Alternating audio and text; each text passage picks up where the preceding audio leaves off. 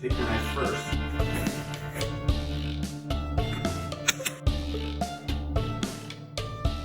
Score your moldings, please. We're here today to show you the importance of scoring first when you're removing any trim. We're gonna get rid of this chair rail here, but this tip applies to removing any kind of molding, so crown, baseboard, chair rail, play rail, all that stuff. We're gonna show you why it's important to score before you remove. If it's old, chances are it's been caulked, painted numerous times. It's even more important to take your knife first, and you're gonna run that knife between the molding and the wall.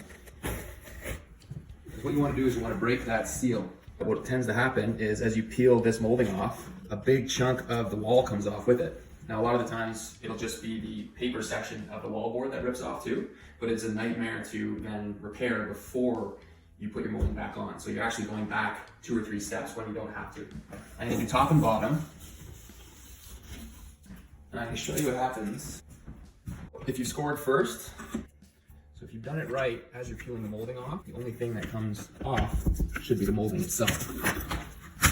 If the molding is older, and chances are it's been painted numerous times, you might find that it helps to start removing the molding first. Once it breaks free, get your knife behind the molding and then run it along, because you just want to make sure that there's no adhesions left between the molding and the wall itself. So I've scored about halfway along this chair rail here, and we'll show you the difference between pre-scoring and just leaving it as is. We'll see what happens to the wall if I pull this off. Another good tip is to sort of locate where the molding has been fastened to the wall. So try to find the nail and just gently pull at that spot.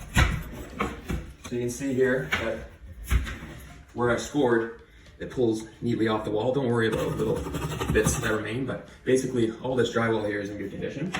But let's see what happens as I keep going to a point where I haven't scored anymore. So you can see it's already started here. But watch what happens to the wall.